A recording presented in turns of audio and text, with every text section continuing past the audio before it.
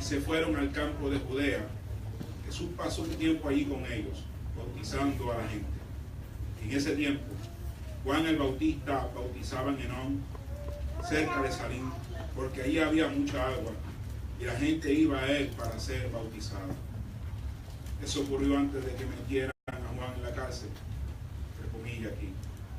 Surgió un debate entre los discípulos de Juan y ciertos judíos acerca de la purificación ceremonial.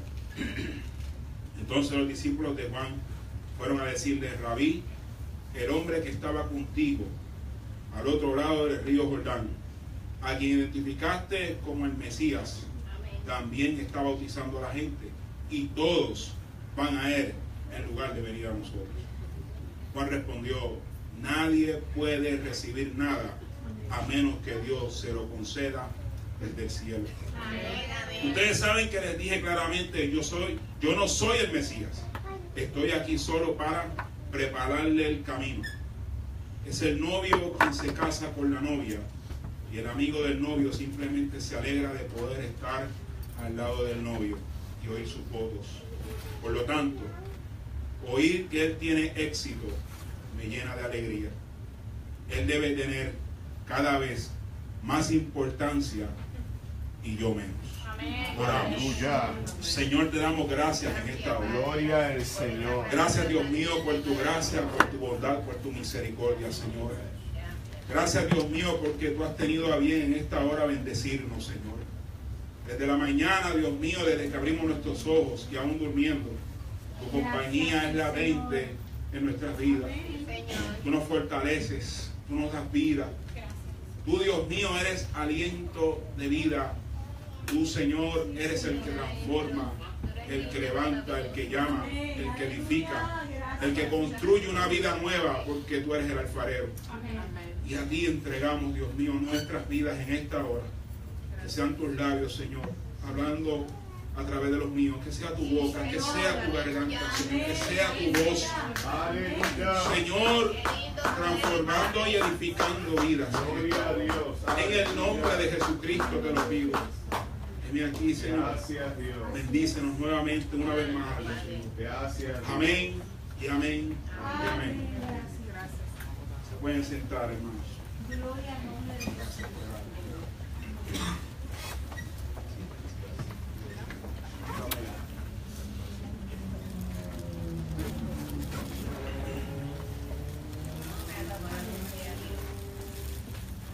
A través de los tiempos, Dios ha buscado con gran insistencia hombres y mujeres que funcionen como mensajeros de las verdades del reino. Hombres que por encima de sus limitaciones, por encima de sus debilidades, puedan ser esa voz ungida portadora de un mensaje directamente del cielo. Personas que puedan adentrarse en el contexto de vida que les rodea y ser agentes de cambio, que puedan ser agentes transformadores dirigidos por el Señor. Y si hay algo que Dios hizo y hace con todo el deseo de bendecir las vidas, es buscar corazones que estén disponibles para el reino. Amén. Gloria a Dios. Personas como Elías, el profeta Elías, Isaías, Jeremías, profetas de la antigüedad, se dispusieron para que Dios los utilizara como mensajeros del reino. Aún personas más actuales, como por ejemplo William Seymour, fue utilizado en un momento dado para levantar el avivamiento en los Estados Unidos, en la calle Azusa. Catherine Kuhlman, por ejemplo, fueron personas íconos del evangelio que Dios utilizó en un momento dado histórico para poder esparcir el evangelio. Está además de C.G. Ávila, Rafael Torres Ortega, entre muchos otros. Fueron mensajeros del reino en sus tiempos. Todos tenían un contexto muchas veces distinto, pero fueron convocados a manifestar una palabra muchas veces dura, pero sazonada con la esperanza que solo ofrece el Señor. Amén. Me parece escuchar la voz de Dios a través del profeta Zacarías en el capítulo 1, verso 3, cuando Dios dice: volveos a mí y yo me volveré a vosotros. Gracias, Señor. Porque Dios siempre ha sido movido por amor a sanar al ser humano de sus propias maldades y provocar que se vuelva a Él como única solución a su vida. Y a veces eso ha significado confrontar al hombre con sus acciones y amonestar sus pensamientos. Y me parece extraordinario ver cómo el Señor decide utilizar hombres imperfectos, llenos de defectos y debilidades, como portadores de su voz aquí en la tierra. Así es nuestro Dios. El Dios que sale al encuentro de ese hombre o esa mujer del cual quiere hacer grandes cosas con él, lo impacta, lo transforma y lo envía como mensajero a otras personas. Eso es. Un ejemplo extraordinario que podemos utilizar fue un hombre etiquetado por la sociedad como el endemoniado Gadareno. Registra el Evangelio de Marcos capítulo 5 que tuvo un encuentro con Cristo. En medio de aquel encuentro fue liberado, transformado, y luego Jesús le dijo: vete a tu casa, a los tuyos, y cuéntale cuán grandes cosas el Señor ha hecho contigo y cómo ha tenido misericordia de ti. Gloria a Dios. No sé qué etiquetas el mundo pudo haber puesto en tu vida o en la mía, pero el Señor es experto rompiendo las etiquetas. Gloria a Dios. Lo que era el endemoniado Gadareno se convirtió en el evangelista de Gadara. Amén. Y lo primero que te voy a decir, hermano querido, que tú no necesitas saber que toda la Biblia para convertirte en un mensajero del reino de Cristo. Tampoco necesitas ser líder o alguien reconocido, gracias, o alguien reconocido por la sociedad. No hay una lista de requisitos establecida para ser el más capacitado o una lista de espera para ver si puedo ser aprobado por Dios. Aleluya. Permítame decirte que lo único que tú necesitas es anunciar lo que Cristo está haciendo en tu vida. Y si crees que no tienes nada que decirle a la gente, permíteme invitarte en esta mañana a que abras el libro de las memorias. Entonces, me pareció interesante ver dos características o cualidades de este predicador o profeta llamado Juan el Bautista. Y quisiera que usted me permitiera hablar un poco sobre ellas. Una de las características más notables en la vida de Juan fue su humildad.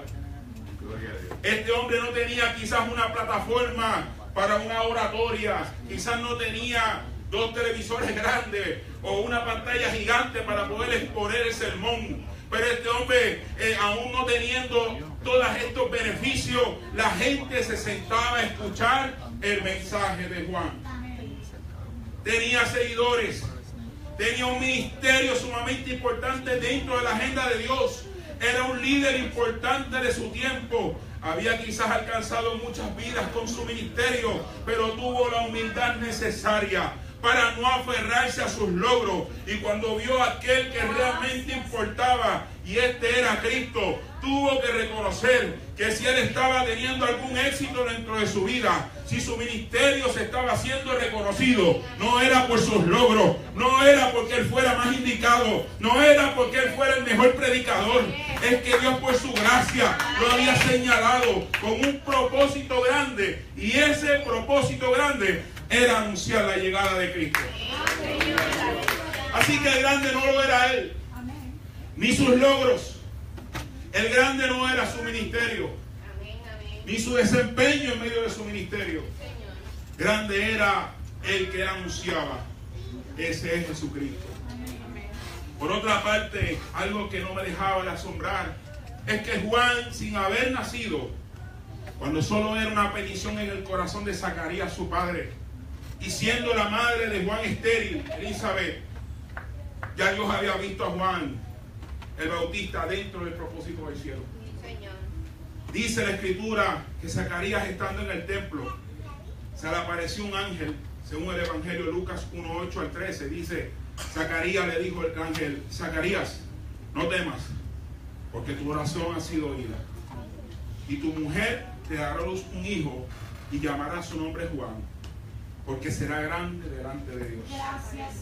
No beberá vino ni sidra, y será lleno del Espíritu Santo, aún desde el vientre de su madre.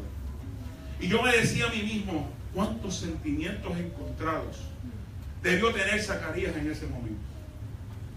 No solo Dios le concede un hijo, que era la petición presentada constantemente, quizás por muchos años, de Zacarías. No solamente por eso, sino que vino en un momento cuando ya quizás no esperaban la respuesta a esa petición. Mire cómo dice Lucas 1:18. Zacarías le dice al ángel: mi esposa y yo somos ya muy viejos. En otras palabras, Zacarías ya no veía posibilidades. Pero el Dios de lo imposible había hablado al vientre de aquella mujer llamada Elizabeth. Aleluya. Y comenzó a gestarse el plan de Dios para esta familia. Amén. Y venía a mi corazón que hay gente que desde el vientre de su madre los ungió para un propósito, Dios. Pero por muchas razones creen que no tienen lo necesario para ejecutar eso que Dios dijo. Yo creo que hay hijos, personas, familiares que cargan un llamado desde antes que fueran concebidos. Dios les depositó unos planes en sus corazones, pero se le ha prestado atención a voces limitantes, voces que dicen: tú no sirves, tú no puedes, tú eres muy torpe, y todavía seguimos arrastrando eso. Pero en el nombre de Jesucristo confesamos en fe que Dios comienza a despertar los corazones de los hijos, que Dios cumplirá su propósito en nuestros hijos, que Dios va a cumplir en nuestra vida su propósito y en nuestra familia. ¿Cuántos dicen amén? Amén. Otra característica de Juan, que hablamos de la humildad de él, es la perseverancia aún en las circunstancias más difíciles de la vida. Buscando información sobre la vida de Juan, que es un poco complicada, como conseguir la niñez de Cristo dentro de la Biblia, hay que buscar otras referencias. Y dice la tradición y documentos históricos que Juan experimentó desde muy joven la pérdida de su figura paterna, Zacarías. Dicen los documentos históricos que Juan, teniendo 18 años de edad, tuvo la pérdida de su padre, y a los 28 la pérdida de su madre Elizabeth. Y si usted observa la cultura judía, incluso aún la cultura de nosotros, a esa edad quiere decir que Juan perdió a su padre en una de las etapas más importantes de su vida. Pero todavía falta lo más difícil. Juan no pudo despedirse de su padre como cualquier persona hubiera querido despedirse de su papá. Porque culturalmente el llamado ministerial que Dios le había dado a Juan el Bautista, que era el nazareo, por eso decía: no beberá vino ni sidra, ese voto lo eximía a él de tan siquiera cerca de un cuerpo. Así que no podía tocarlo, no podía estar cerca. Él no pudo compartir con su papá en los mejores momentos, cuando estaba creciendo. Y me parece extraordinario que este gran predicador no tomó ninguna de estas situaciones adversas para cuestionar a Dios. Juan no utilizó este evento para rechazar lo que Dios había decidido hacer en su vida. Lejos de eso, dice la tradición que Juan, luego de la muerte de su padre y la muerte de su madre, entrega todos los bienes heredados y se dirige al lugar desierto, donde eventualmente comienza su ministerio. Como dice la Escritura: yo soy la voz del que clama en el desierto. Amén. Por eso en un momento dado Juan habló sobre la duda. En un momento dado se presenta a Cristo, envía a los discípulos, porque le vino la duda: ¿será este el Cristo el que yo he presentado? ¿Será realmente Juan preso por sus convicciones, por señalar en un momento dado el pecado del gobernador de ese tiempo? No temió caer preso, no temió las dificultades. Pero ya le había mostrado a Cristo como el Cordero de Dios. Ya le había dicho: este es el Cordero que quita el pecado del mundo. Entre las multitudes, él decía: entre nosotros está el Cordero de Dios. ¿Qué visión tenía Juan para poder descifrar quién era realmente el Cordero de Dios? Que nunca se nos vaya el Cristo entre las multitudes. Que nunca se nos vaya a señalar al Cristo. Tenemos que señalar: este es el Cordero que realmente salva al mundo. Gloria a Dios. Y ese era el trabajo de Juan, pero como todo ser humano, Juan humanamente llega el momento de la duda. Y aunque dicen que Juan y Jesús pudieran haber sido parientes de alguna manera cercana, Jesús conocía el trasfondo de Juan también. Amén, amén. Conocía su historia, no solamente como Dios que era, sino también como hombre. Así que en ese momento llegan unos mensajeros, y dice Mateo 11:7, que después que aquellos mensajeros llegan a Cristo a preguntarle, Juan nos dice a nosotros, nos manda a preguntarte si realmente tú eres el Mesías, si realmente tú eres el Salvador. Porque él estaba preso y lo más que interesaba a Juan era que viera la manifestación de aquel salvándole la vida corporalmente, que fueran y abrieran la cárcel y le dijeran, sal Juan, porque Cristo habló. Pero no fue así. Porque hay procesos en la vida en los cuales tenemos que aprender a reflejar la imagen de Cristo. Y lo único que en el momento sintió esa duda, y lejos de eso, mire esto, Jesús lo que responde después que se va a los discípulos, dile a Juan que los muertos están resucitando, que los milagros están ocurriendo y que nadie halle tropiezo en mí. Bienaventurado el varón que no halle tropiezo en mí. Amén, amén. Y ciertamente aquellos se van, y cuando ellos se van dando la espalda, lo primero que Jesús dice, ¿a qué clase de hombres fueron ver al desierto? Oh, ¿acaso era una caña débil, sacudida con la más leve brisa? Creo que Jesús, en pocas palabras, está destacando la resistencia de Juan ante los diferentes eventos difíciles de los cuales Dios lo utilizó para formar el carácter de Juan. Y tengo que recordarte, hermano querido, Aleluya. que cada evento difícil de tu vida, Cristo solo lo usará para formar tu carácter. Eso es. Y me encanta el Cristo que publica tus fortalezas, pero en privado trabaja tus debilidades. Gloria a Dios. Porque él pudo haber dicho, pero ¿qué se cree este después que me presentó entre las multitudes?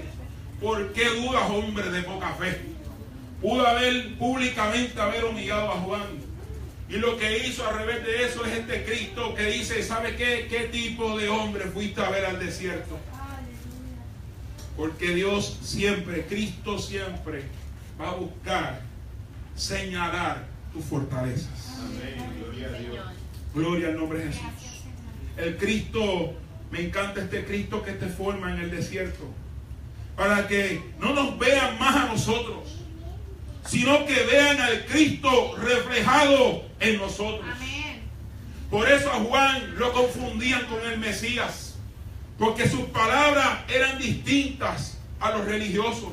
Su anuncio les tiraba gracia, les tiraba favor. Por eso Juan en varias ocasiones tuvo que señalar, yo no soy el Mesías. Yo no soy el Mesías. Solo vine a preparar el camino del Señor.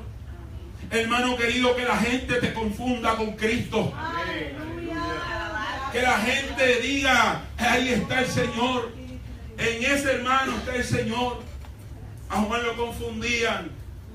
Y nosotros debemos ser de momento confundidos como que es un representante Eso de es. Cristo. Aleluya. Este hermano es un representante de Cristo. Y que entonces en ese momento Gloria a Dios. tú puedas responder y decir, no soy yo, Amén. no soy yo. Es lo que Cristo refleja y ha hecho en mí. Amén. Juan pudo haber renunciado a todo. Juan pudo haber dicho, ya no voy más, ya me rindo. Pero había un llamado fuerte en el corazón de Juan. Tenía que anunciar la llegada del Salvador del mundo. Pero lejos de esto, Juan continuó superando cada obstáculo, cada uno que se le presentaba en su vida desde su niñez. Juan continuó con el llamado que Dios le había dicho. Cada obstáculo fue superado por Juan con la ayuda de Dios. No olvidemos que él fue lleno desde el vientre porque Dios sabía lo que iba a pasar. Gloria a Dios. Y había un propósito bien importante. Y allí Juan continuaba superándose, creciendo. Y era en el lugar, en el desierto, donde el Señor comenzó a preparar a Juan. La mayoría de la preparación de Juan se hizo en el desierto. Dice la Escritura en Lucas capítulo 3, los primeros versos, que en el desierto fue que Dios le habló. Aleluya. A los 28 años, no le habló cuando todo iba bien, cuando ya se había apartado de todos sus bienes, cuando ya se había dirigido al desierto, cuando ya decía, bueno, pues me voy al desierto donde yo conozco, donde yo creo en la dependencia, que Dios algo hará en mi vida. De momento, en medio de esa crisis llamada desierto, Dios le habla a Juan. La Biblia no dice que le dijo a Juan Dios, pero sí me dice que Juan corrió al Jordán a ejercer lo que Dios le dijo. Gloria a Dios. Definitivamente, Juan fue moldeado por el dolor, formado por la angustia, pero reconocido en los cielos. Gloria a Dios. Gloria a Hay Dios. procesos que no nos gustan porque se ven feos. Hay procesos en la vida, hay desiertos que vamos a vivir, hay promesas que de momento parece que no van a llegar.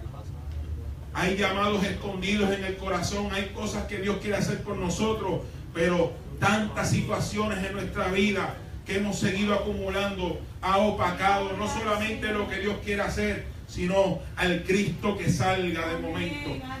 Y tenemos que decirle al Señor, ¿sabe qué, Señor? Ayúdanos. Que cada una de las crisis, de las situaciones que yo he experimentado, lejos de alejarme de ti, lejos de alejarme del propósito divino, lejos de hacer cualquier cosa que no sea buscarte más, yo te pido, Señor, obra en mi vida. Y que esto forme el carácter que tú quieres en mi ser. Y cuando yo leía esto, decía cuántas dificultades a veces estos grandes hombres de Dios podían tener. Oye, Dios no se cansaba de trabajar con ellos. Eran en su lugar el momento necesario y eran en su lugar indispensables quizás en ese momento. No lo eran. Pero Dios quería bendecir la vida de estos hombres. Aleluya. Es un privilegio ver el Dios que trabaja con nosotros. Amén. Y muchas veces nosotros nos limitamos. Y leía yo una anécdota bien interesante, que quizás muchos lo saben, que decía la asamblea de las herramientas. Y decía esta anécdota que cada herramienta en un momento dado se reunió a ver quién era el líder en aquel momento de un gran proyecto. Y decía, bueno, vamos a nombrar al serrucho. Y empezaron a buscar un candidato, pero cada vez que nombraban un candidato, nombraban un defecto. El serrucho es bueno, pero hace ruido. El tornillo es bueno, pero da mucha vuelta. El martillo es importante, pero da mucho golpe. Y entonces ellos decían, ¿qué vamos a hacer? Porque todos somos imperfectos. Hay imperfección en nosotros, ¿qué vamos a hacer? De momento llegó el carpintero.